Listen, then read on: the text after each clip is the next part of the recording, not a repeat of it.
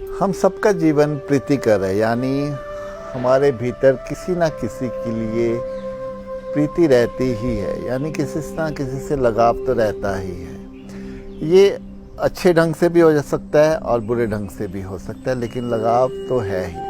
अब जो धन के पीछे भाग रहा है उसका धन से लगाव है, जो पद के पीछे भाग रहा है उसको शोहरत चाहिए, उसको शक्ति चाहिए, इसलिए उसका लगाव उस तरफ है। जिसको प्रतिष्ठा चाहिए वो उसके लिए काम कर रहा है। ऐसे ही वस्तुओं को ले लें, हमें जो अपने जीवन में ऐशोआराम चाहिए, सुख सुविधाएं चाहिए, हमारा जो प्रीति है, हमारा जो लगाव है वो वस्तुओं के साथ जुड़ जाता है। फिर किसी व्यक्ति से हमें प्रेम हो जाए, वो व्यक्ति हमें अपने जीवन में चाहिए, तो वो प्रीति जो है हमारी उस व्यक्ति के लिए आ जाती है। तो मेरा मानना है कि ये जो प्रीति है यही हमारे जीवन का मुख्य उद्देश्य बन जाती है, और जैसे ही ये लगाव, ये प्रीति खत्म होती है किसी के प्रति, हमारा उससे मोह भंग हो जाता है, उससे हम दूर हटने लग जाते हैं। इसके बहुत से उदाहरण हम प्रेम विवाह में देखते हैं कि प्रेम से पहले सब कुछ, एक दूसरे को सब कुछ चाहिए, उनकी जो प्रीति होती है एक दूसरे के लिए, लेकिन जैसे जैसे समय बीतता है वो प्रीति कम होती जाती है और वो अलग हो जाते हैं, उनमें तलाक हो जाता है। तो ये जो प्रीति है जब तक हमारी संसार में रहेगी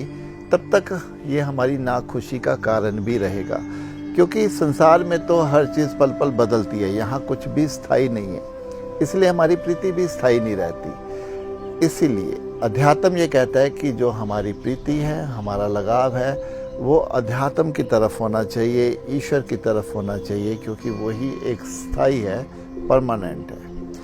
अगर हम अपनी प्रीति को उस तरफ टर्न कर लेते हैं तो यकीन मानिए तभी ही हमारे जीवन में आनंद, शांति, खुशी ये जीवन में आना शुरू होगा।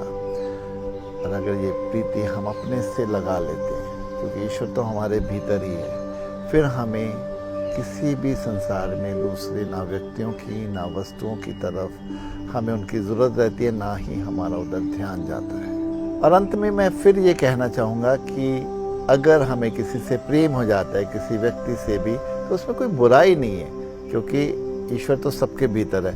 लेकिन प्रीति हमारी ऐसी होनी चाहिए कि हम उसको अपने अंतिम सांस तक निभाने का जो साहस है, जो दम है, वो हमारे भीतर होना चाहिए।